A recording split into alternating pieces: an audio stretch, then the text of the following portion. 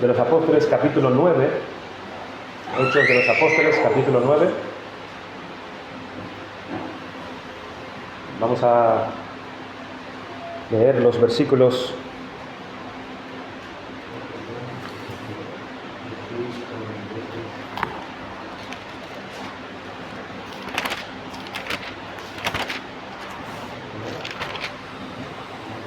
Hechos de los Apóstoles, capítulo 9, vamos a leer de los versículos del 1 al 9, pero no vamos a abarcarlos todos.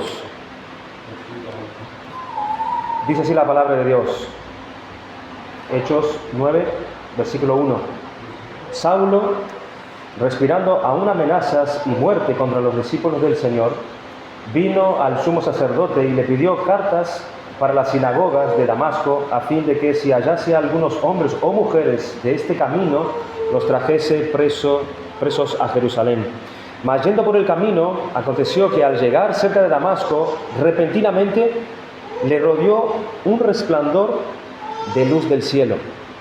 Y cayendo en tierra, oyó una voz que le decía: Saulo, Saulo, ¿por qué me persigues? Él dijo: ¿Quién eres, Señor? Y le dijo: Yo soy Jesús, a quien tú persigues. Dura cosa te es dar coces contra el aguijón. Él, temblando y temeroso, dijo: Señor, ¿qué quieres que yo haga? Y el Señor le dijo: levántate y entra en la ciudad, y se te dirá lo que debes hacer.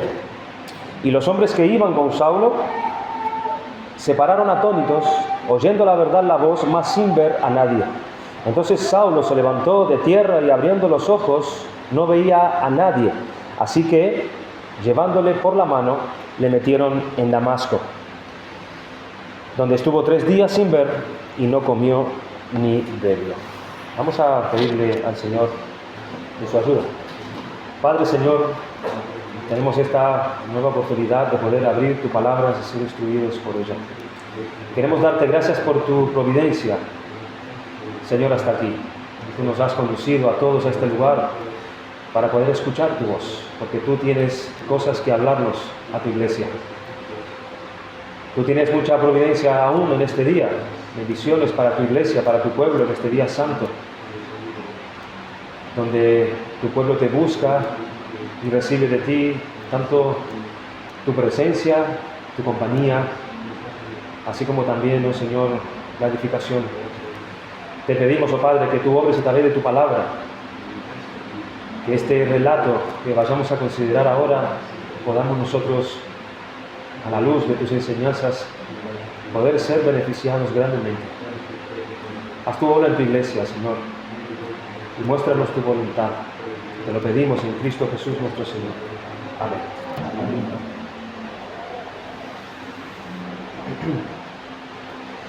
Todos conocemos, hermanos, que este pasaje es un pasaje donde nos habla acerca de la conversión del apóstol Pablo, o más bien, si vamos a hablar un poco anterior a quién era este Pablo, podríamos referirnos a Saulo, por la vida que llevaba este hombre delante de Dios, delante de los hombres.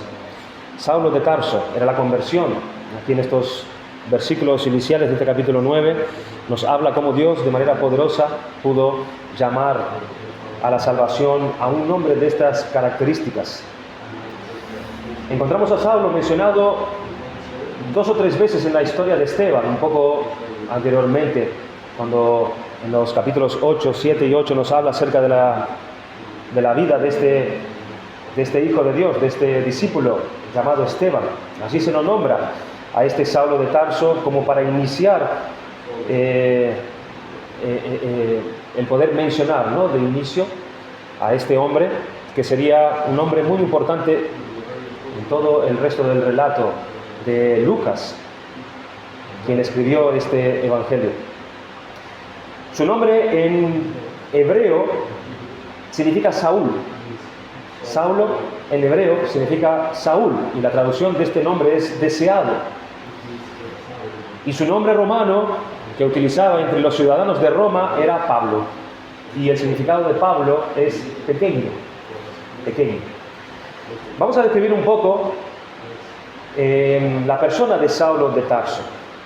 Sabemos que este pasaje es un pasaje que pudiéramos usarlo perfectamente para sacar de aquí muchos mensajes evangelísticos.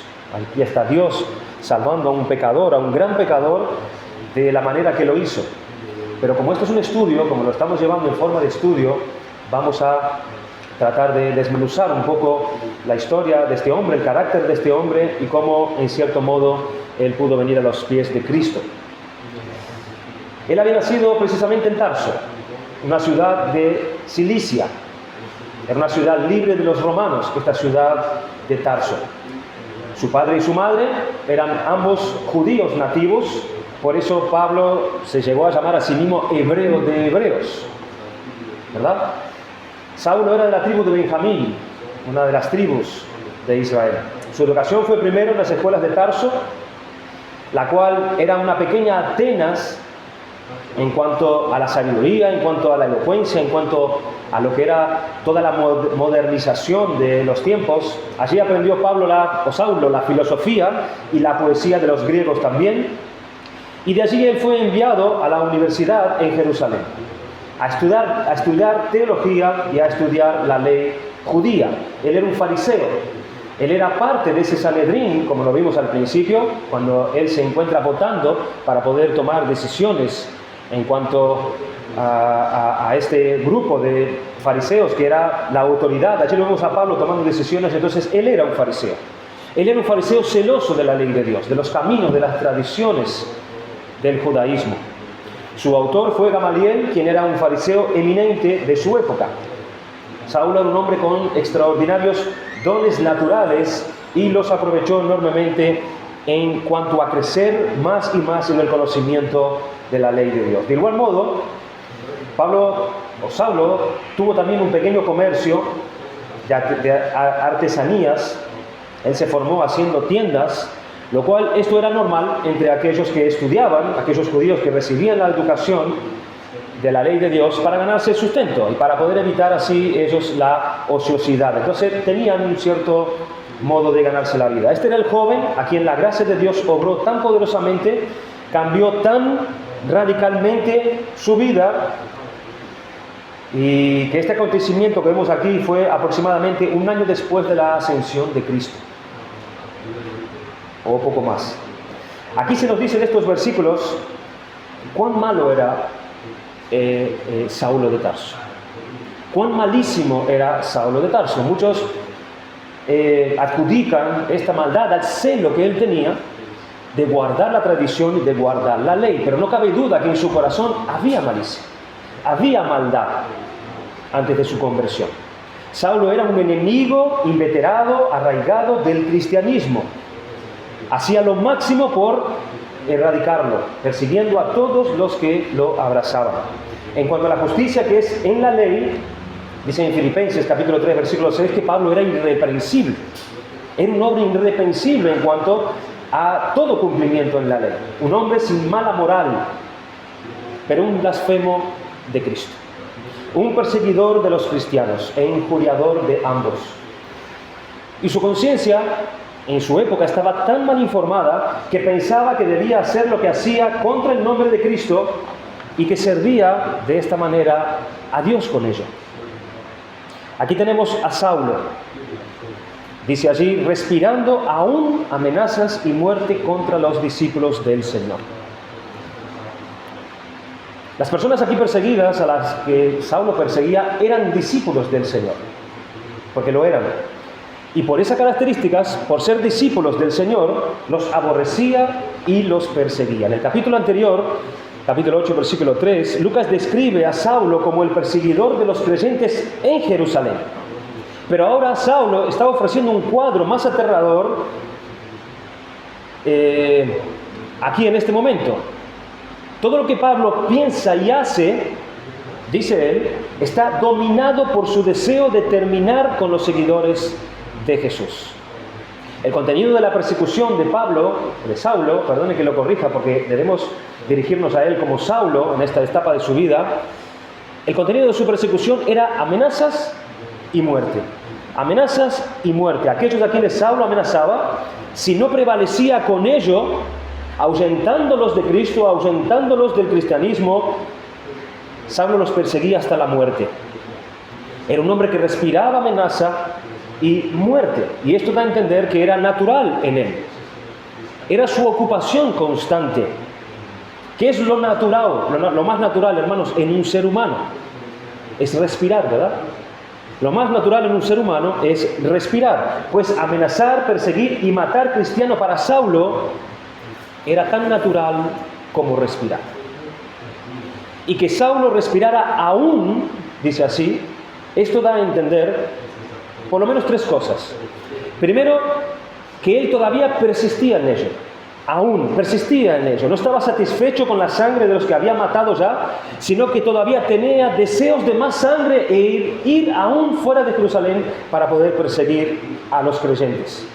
En segundo lugar, este aún también puede significar que no le alcanzó la evidencia dada por Esteban en su muerte, alguien que estuvo dispuesto a dar su vida por la verdad, como lo hizo, su testimonio hasta el final, orando por sus enemigos, viendo a Cristo a la diestra de Dios.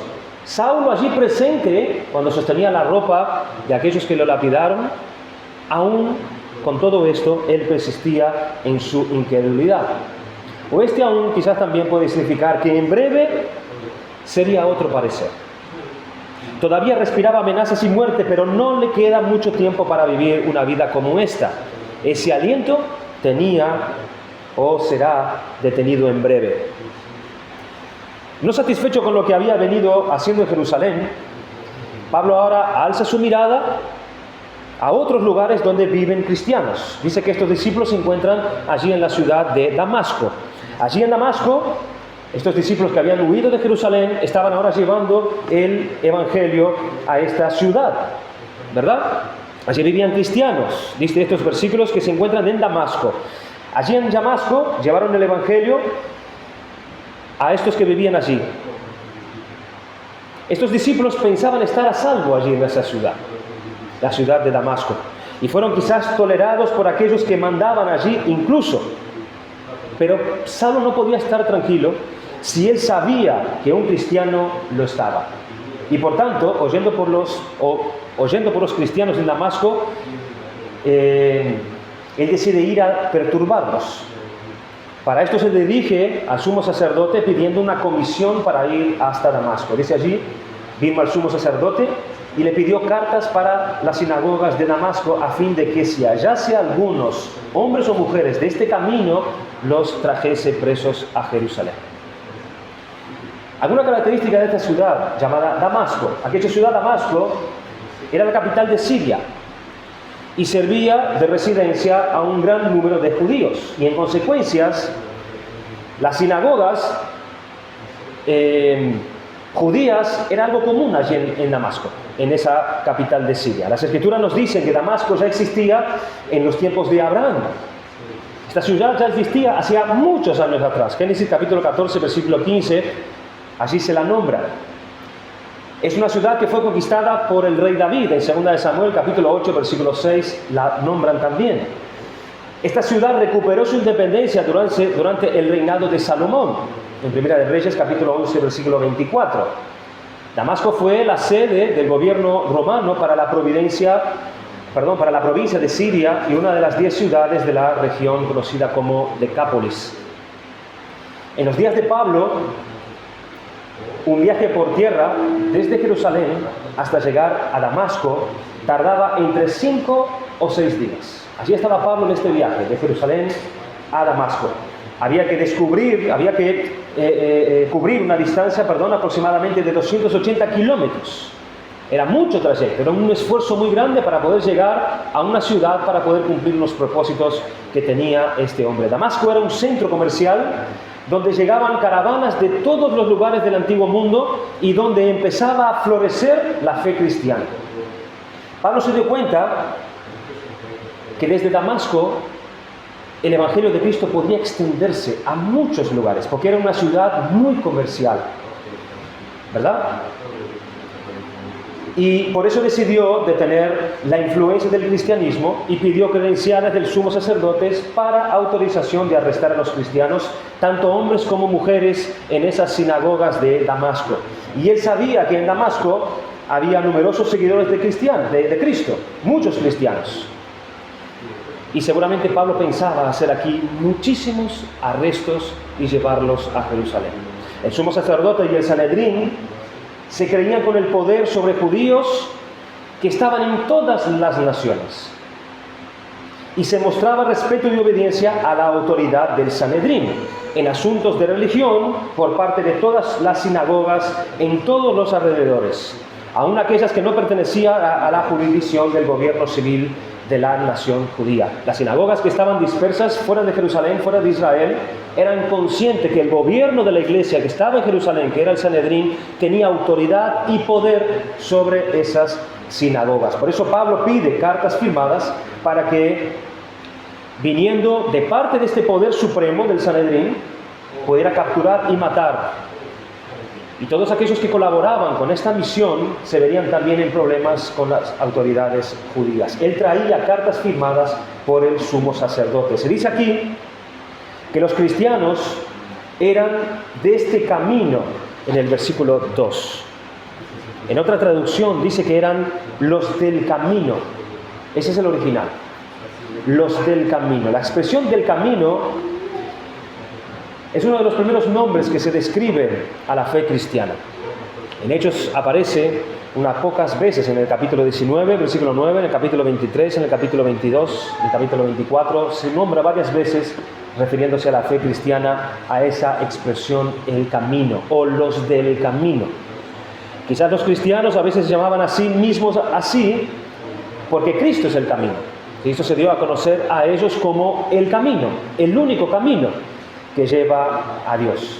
O también porque se consideraban como en el camino. Todavía no habían llegado a casa, sino que todavía estaban en el camino. O también los enemigos los describían así como un camino aparte, un desvío, otro partido, otra facción, otra religión, y se los denominaba a ellos como los del camino, como los de otro camino. Pero lo cierto es que el término revela la enseñanza del Evangelio. Este término refleja la conducta cristiana dirigida y guiada por este Evangelio en la comunidad cristiana en general. Es un camino distinto. Es un camino aparte marcada por el Evangelio de Cristo.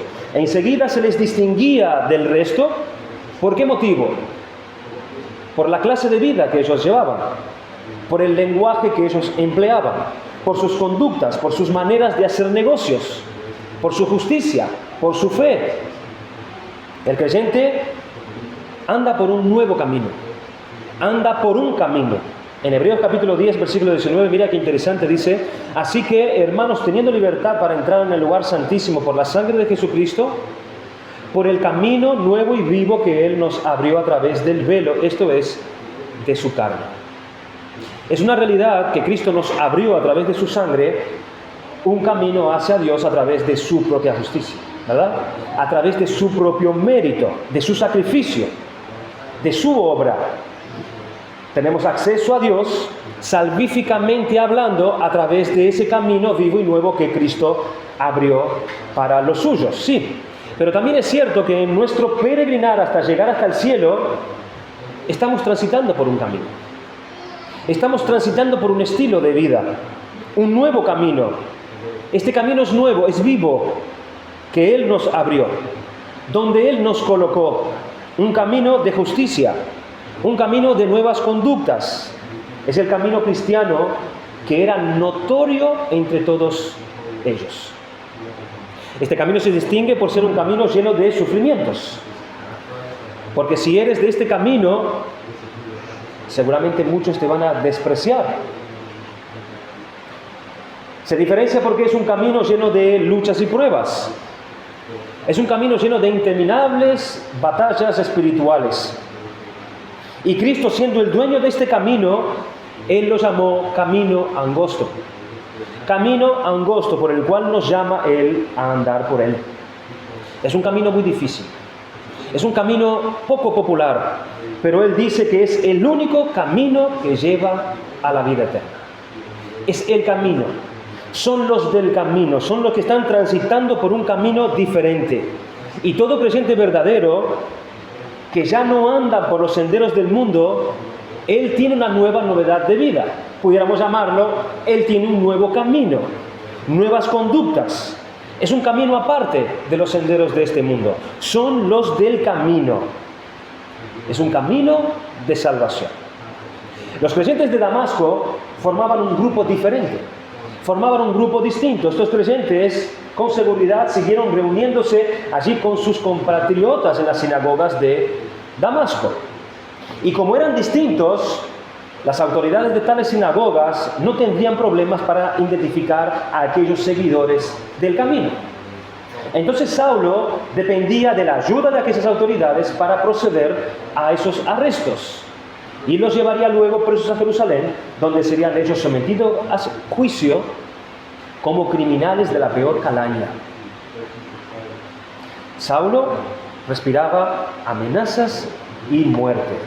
Así estaba empleado Saulo. Cuando la gracia de Dios obró aquel gran cambio en él, la situación de este hombre cambió por completo. Y podríamos decir que la conversión de Saulo es una de las grandes maravillas de la iglesia. La conversión de este hombre. Y debe llevarnos, hermanos, a no perder la esperanza en la gracia renovadora para la conversión de los pecadores más grandes, ni desconfiar de la misericordia perdonadora de Dios para el pecador más grande, porque el propio Saulo obtuvo misericordia para que precisamente fuese un ejemplo para toda la iglesia. Él mismo lo dice en 1 de Timoteo capítulo 1, versículo 13. Él mencionó diciendo: habiendo yo sido antes blasfemo, perseguidor e injuriador, mas fui recibido a misericordia porque lo hice por ignorancia, en incredulidad. Pero la gracia de nuestro Señor fue más abundante con la fe y el amor que es en Cristo Jesús. Palabra fiel y digna de ser recibida por todos, que Cristo Jesús vino al mundo para salvar a los pecadores, de los cuales yo soy el primero. Pero por esto fui recibido a misericordia, para que Jesucristo mostrase en mí, el primero, toda su clemencia, para ejemplo de los que habrían de creer en Él para vida eterna. Él mismo se veía un ejemplo de la misericordia de Dios, de la soberanía de Dios, de la salvación portentosa de Dios, precisamente por quién Él era. Pablo decía: yo soy un gran ejemplo de la misericordia, de la gracia de Dios. Hablemos un poco de la conversión de Saulo. ¿Cuál fue el lugar y el momento de ella?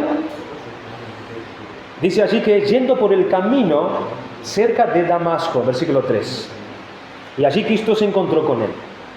Mientras él iba por su camino, Cristo se encontró con él. Es decir, él iba de viaje. Él no estaba en el templo.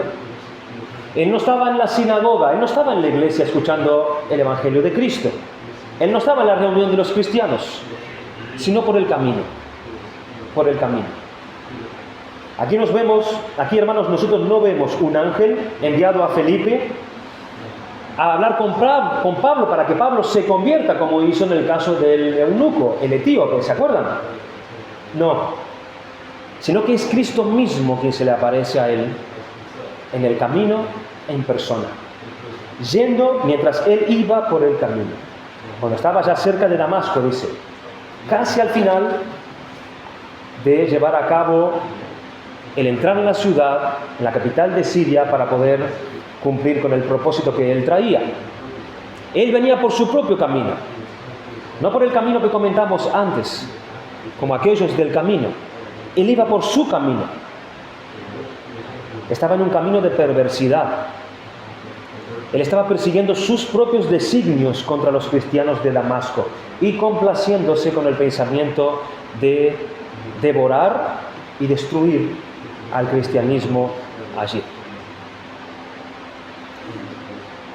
A veces, la gracia de Dios obra en los pecadores cuando están en su peor momento. En su peor momento. Cuando están más involucrados en los empeños pecaminosos más extremos. Y esto debido quizás a lo cual glorifica mucho más la compasión de Dios, como así también el poder de Dios. En Proverbios capítulo 16, versículo 18 dice: antes del quebrantamiento es la soberbia y antes de la caída la altivez de espíritu. La conversión de Pablo fue a su vez como un gran favor, fíjense en esto que interesante, a los santos que estaban allí en Damasco. La conversión de Pablo fue a su vez un favor de parte de Dios a esos pobres santos que estaban en Damasco, a quienes se les había notificado la venida de Pablo. Allí en capítulo 13 y 14 vemos que Ananías era uno de los que ya sabían de la venida de este hombre y de los propósitos que él tenía para esta ciudad. Entonces Ananías respondió, cuando él tuvo esta visión de Dios, de Cristo hablando con él: Señor, he oído de muchos, acerca de este hombre. ¿Cuántos males ha hecho a tus santos en Jerusalén? Y aún aquí él tiene autoridad de los principales sacerdotes para prender a todos los que invocan tu nombre. Estos de Damasco sabían que se avecinaba una gran persecución o una gran mortandad sobre ellos de mano de este Saulo de Tarso. Los creyentes de Damasco eran conscientes de su peligro por parte de Saulo y temblaban como pobres ovejas ante la proximidad de un lobo como este. Así que la conversión de Saulo fue su protección por el momento y el modo en que Cristo libró a todos estos creyentes allí en Damasco. Y a veces lo hace por un cambio, obrando en sus propios perseguidores, refrenando así la ira de ellos y apaciguándolos durante un tiempo, como bien Dios hizo con Saúl cuando perseguía al rey David, ¿se acuerdan? Cómo Dios, por su providencia, siempre interrumpía, siempre interceptaba los planes malvados de Saúl contra su siervo David. Lo frenó en más de una ocasión. O aquel episodio de Jacob con su hermano. Cómo Dios obró en el corazón de su hermano y frenó así ese deseo de destruir lo que tenía su hermano. Dios obrando a través de su misericordia para con los suyos en cuanto a aquellos que desean su mal. Pero también fue una misericordia muy grande para el propio Saulo el ser impedido de ejecutar su malvado propósito. ¿Por qué? Porque si hubiera continuado, habría supuesto llenar la medida de la iniquidad suya delante de Dios. Y esto es algo a aplicar, hermanos, a nuestras propias vidas. Porque debe valorarse como una señal manifiesta del favor divino cuando Dios, bien mediante las operaciones internas de su gracia, como Dios puede obrar a través de su palabra predicada, Dios interviene operando en el interior de la persona a través de su palabra, a través de su espíritu, nos hace discernir de algún mal que nosotros íbamos a hacer, que estábamos dispuestos a hacer o planificando en nuestra mente, en nuestro corazón hacer, alguna decisión que íbamos a tomar que iba a traer quizás pérdida o mucho perjuicio para nosotros, y el Espíritu de Dios viene y nos habla y nos intercepta, librándonos de cometer algo que nos lamentaríamos mucho. Dios intercede muchas veces a través de su palabra, a través de su Espíritu, o mediante los sucesos externos de su providencia también. Quizás algún hermano llega a tiempo a advertirnos de algo que estamos a punto de cometer, ¿verdad? Dios utiliza las cosas externas. ¿Cuántas veces Dios no utilizó a nuestras propias esposas para poder librarnos a nosotros los maridos de tomar decisiones que traerían seguramente graves consecuencias para la familia? ¿Cuántas veces Dios las ha usado a nuestras esposas? O nos pincha la goma del coche y nos impide llegar a algún lugar donde íbamos con malas intenciones. O suspende algún vuelo donde el Señor sabía que si llegáramos a ese lugar sería un mal testimonio. O cualquiera que fuese la providencia de Dios que nos impide proseguir y ejecutar un propósito pecaminoso que podamos llegar a tener. Dios obra de esta manera. También fue una misericordia entonces muy grande para el propio Saulo el ser impedido de ejecutar aquel malvado plan que él pretendía llevar a la ciudad de Damasco. Pero no cabe ninguna duda que su mayor bien ha sido la manifestación de Cristo en Él mismo. La manifestación de la gloria de Cristo en Él mismo. Ese fue el mayor bien para Él. Dice que repentinamente le rodeó un resplandor de luz del cielo, versículo 3. Pero por las palabras de Ananías, a él después, más adelante, se sabe que el Señor Jesús estaba en esa luz. Es Cristo quien estaba en esa luz y se le apareció a él en el camino. Más adelante, en el versículo 17, fue entonces Ananías y entró a la casa y poniendo sobre él las manos, dijo: hermano Saulo, el Señor Jesús, que se te ha aparecido en el camino, por donde venías, me ha enviado para que recibas la vista y seas lleno del Espíritu Santo. Pablo relata por lo menos 2 veces más el acontecimiento de su conversión, lo que aquí sucedió con él en el camino a Damasco. En el capítulo 22, versículo 14, dice que él vio al justo. Él vio al justo. Y allí en el capítulo 26 también, delante del rey Agripa, él contando este testimonio, relata que él vio también a Cristo. Hay que aclarar que esto no fue una mera visión que Pablo tuvo de Cristo, sino que esto fue una aparición real de Cristo, del Cristo resucitado delante de los ojos de Pablo. Una cosa es una visión, donde nosotros es la misma o solamente esa persona la que ve esa visión que Dios les está revelando. Pero otra cosa es una aparición donde no solamente él ve con sus ojos físicos lo que hay delante de él, sino también otros también pueden empezar a verlo. Esto no fue una visión, esto fue una aparición literal de Cristo delante de Pablo. En 1 Corintios 15, 18 Pablo dice: y al último de todos, como a un abortivo, me apareció a mí, dice Pablo. Me apareció a mí, o tal vez en el sentido, se dejó ver por mí. Se dejó ver por mí. Esta aparición que le fue concedida a Pablo fue tan real como las que experimentaron Pedro, Santiago y muchos otros en la primera Pascua de la Resurrección. Cuando en 2 Corintios 4, 6, el apóstol dice que Dios, que mandó que de las tinieblas resplandeciese la luz del Evangelio de la gloria de Cristo, su lenguaje, el lenguaje que él escribió en este pasaje, quizás es un recuerdo de aquel acontecimiento y más en concreto de aquella luz del cielo que sobrepasaba el resplandor del sol en pleno mediodía.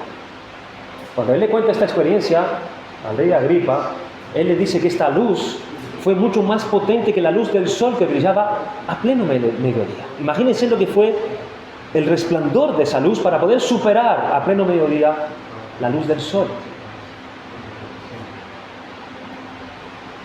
Cristo le hizo una visita personal a Pablo en este mundo terrenal. Y era necesario para que Pablo fuera un apóstol que viera al Señor. Y así sucedió. Para ser un apóstol, uno de los requisitos era ver al Cristo resucitado. Así que Pablo cumplía con este requisito. Él vio al Señor resucitado delante de sí. Pablo no solamente lo vio, sino que también escuchó su voz. Dice en el versículo 4: y cayendo en tierra oyó una voz que le decía: Saulo, Saulo, ¿por qué me persigues?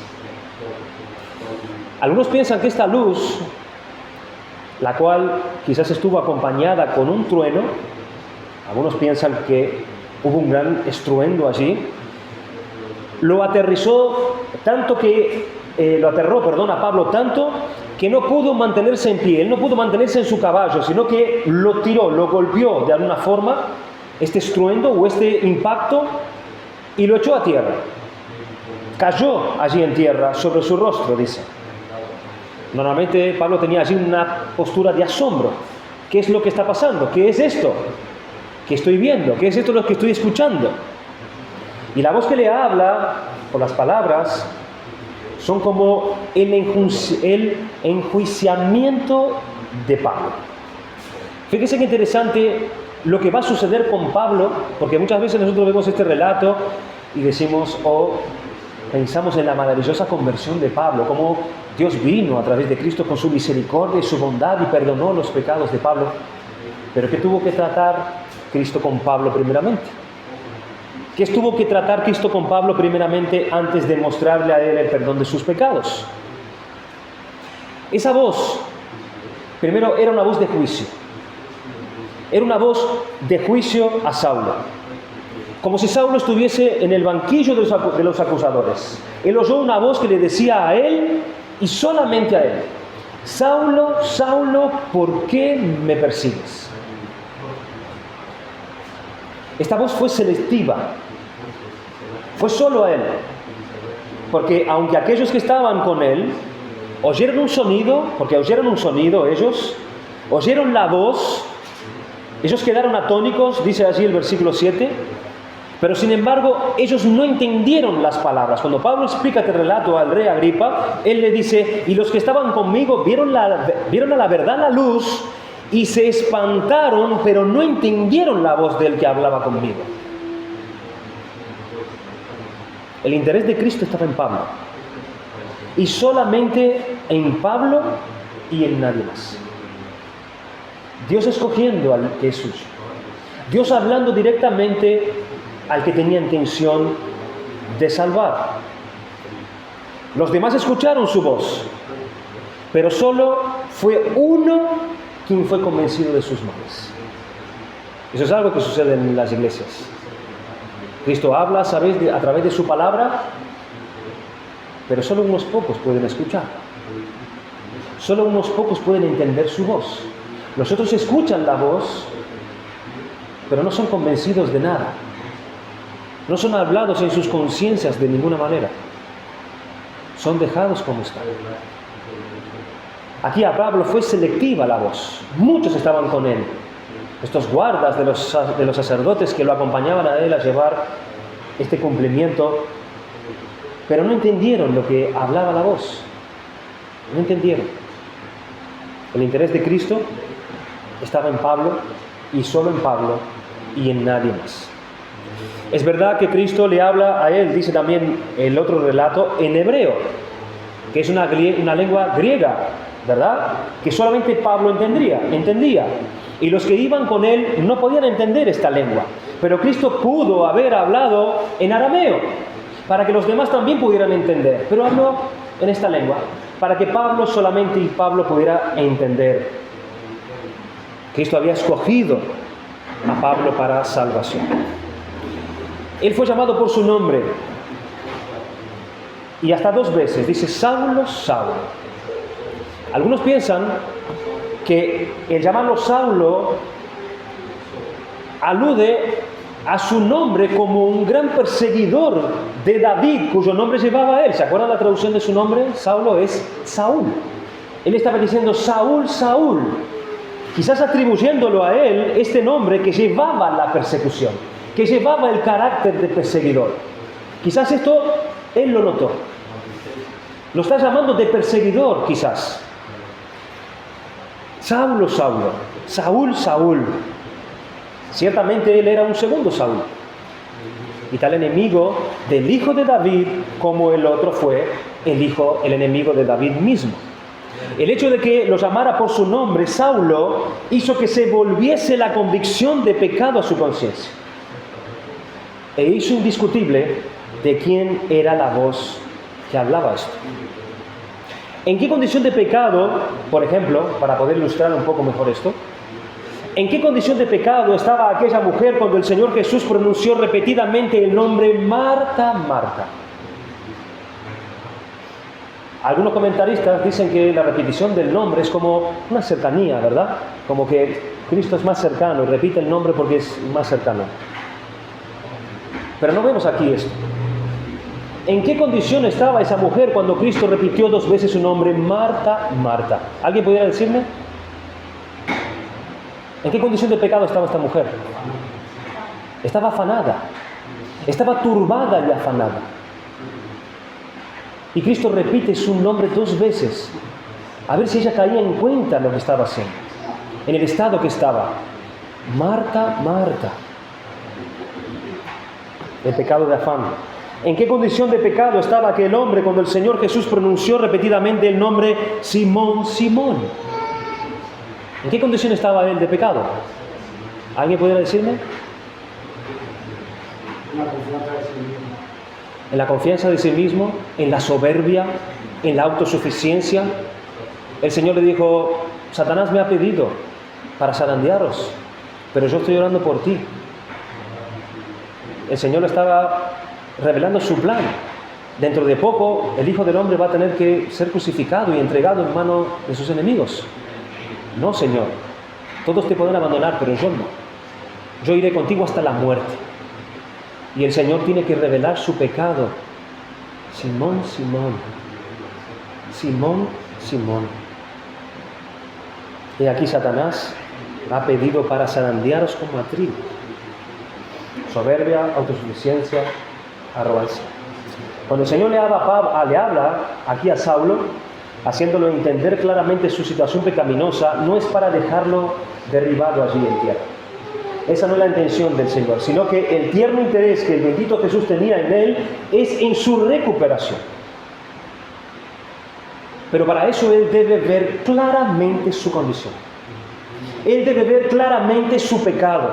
Y le dice: Saulo, Saulo, perseguidor de la iglesia. Saúl, Saúl. Habla como en un tono de ternura y de misericordia. Es como Marta, Marta, o Simón, Simón, o cuando el Señor le dijo a Jerusalén: Jerusalén, Jerusalén. Le habla como a alguien que está en un peligro inminente, al borde del abismo y listo para caer en él. Saulo, Saulo, ¿sabes a dónde vas? Saulo, Saulo, ¿tú sabes lo que estás haciendo? Cristo le hace una acusación seria. Le dice: ¿por qué me persigues? Esta pregunta que Cristo le hace a Saulo es una pregunta que lo desnudó por completo. Ahora veremos todo lo que hay detrás de esta pregunta. A la hora de ver lo que hizo Cristo con Saulo a través de esta pregunta, nosotros bien nos podemos examinar cada uno a sí mismo a la luz de esta pregunta también. En primer lugar, antes de que Saulo fuese hecho un santo, se le hizo verse a sí mismo como un pecador. Es lo primero que hace la gracia de Dios. Es quitarte tu autojustificación. Es hacerte ver tal cual Dios te ve. Antes de que Pablo fuese hecho un santo, se le hizo verse pecador. Un gran pecador, pero no un pecador cualquiera. No como alguien que simplemente asume ser un pecador, como todos suelen asumir, ¿verdad? Yo sé que soy un pecador. Simplemente asumo que soy un pecador. Todos hacen eso, pero no. Antes de que Pablo fuese hecho un santo, se le hizo verse un pecador contra Cristo. Contra Cristo. No un pecador cualquiera, un pecador contra Cristo. Ahora se le hace ver aquel mal en él mismo que nunca él lo había visto antes. El pecado revivió y él murió, como él bien dice en Romanos capítulo 7, versículo 9.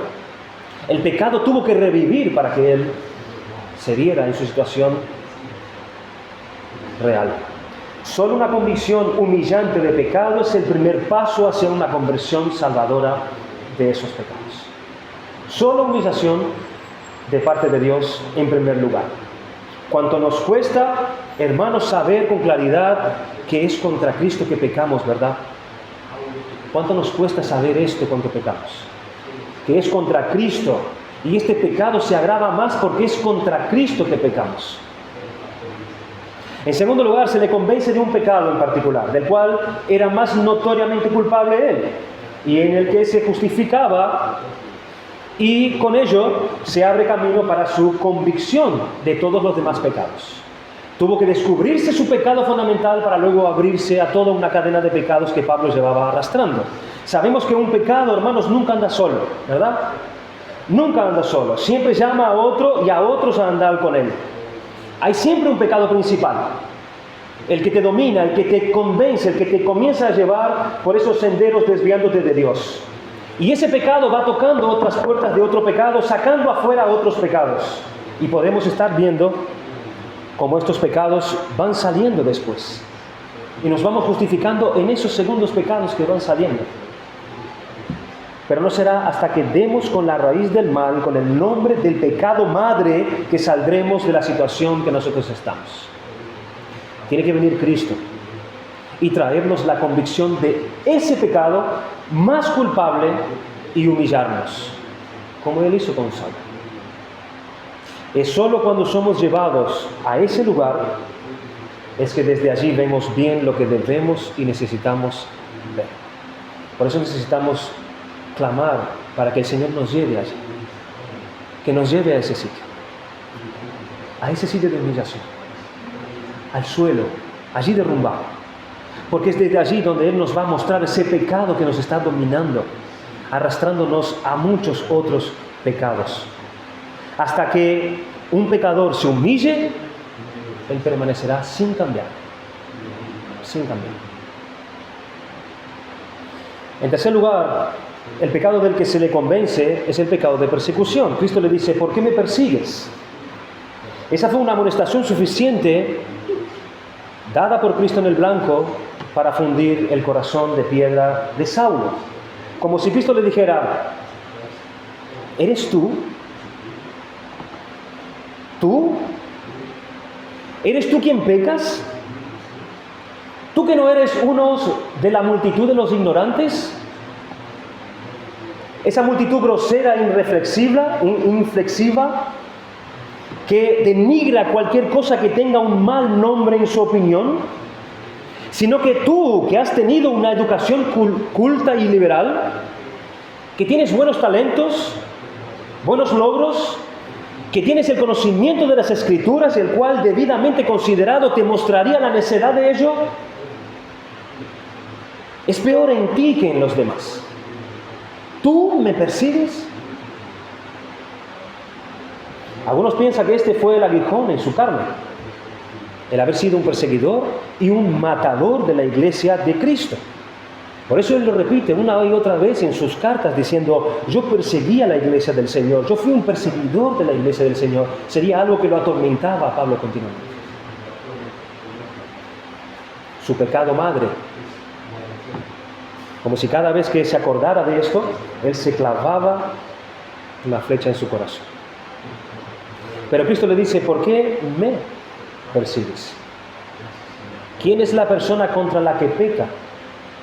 ¿Soy yo? Que nunca te hice ningún daño, como si le dijera a Cristo.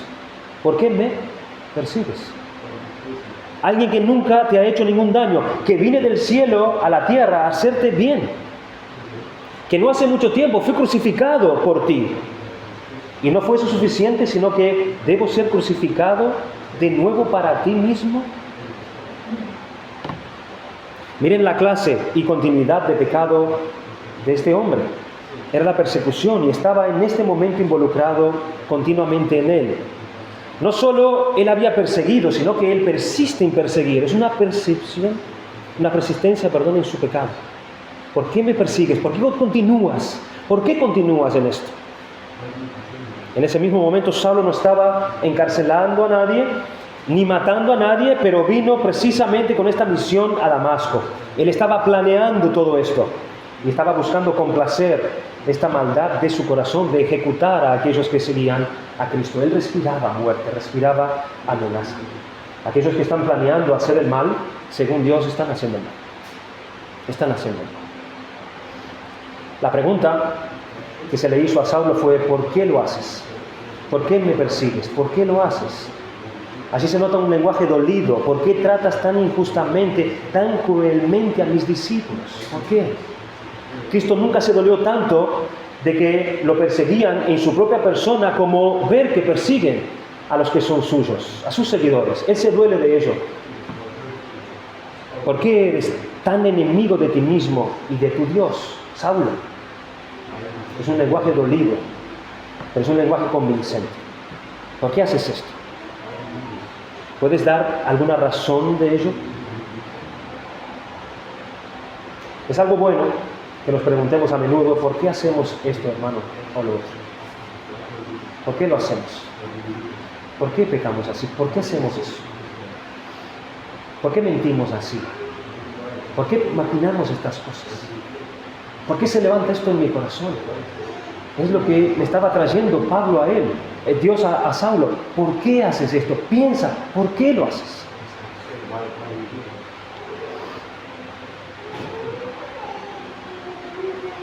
Tenemos que discernir lo irracional que es el pecado.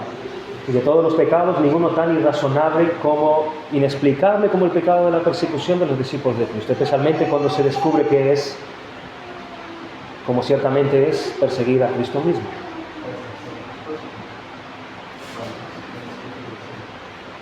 Hermanos, se me fue la hora. Vamos a dejarlo aquí. Dije al principio que esta pregunta, esta manera de que Dios o Cristo confrontó a Pablo en este momento, es una manera que nosotros podamos examinarnos y a la luz de esto también poder contestar a esta pregunta. Si estamos de alguna forma andando así. Nosotros somos aquellos del camino. Nuestras vidas se distinguen por ser diferentes, por ser las de ese camino. Nosotros tenemos conductas justas delante de Dios y delante de los hombres. Esto por un lado, y aprendamos también, hermanos, como dijimos al principio, que si Dios tuvo compasión y misericordia para poder salvar a un hombre como este, un hombre que daba muerte a sus propios hijos, tan ferozmente, tan odiosamente, Dios puede tener misericordia de nuestras familias, de aquellos que les predicamos el Evangelio, que rehuyen y rehusan una y otra vez la gracia de Dios. Que podamos confiar, seguir predicando, seguir evangelizando y seguir orando por aquellos que necesitan de la gracia y la misericordia de Dios. Vamos a dar gracias al Señor por su palabra.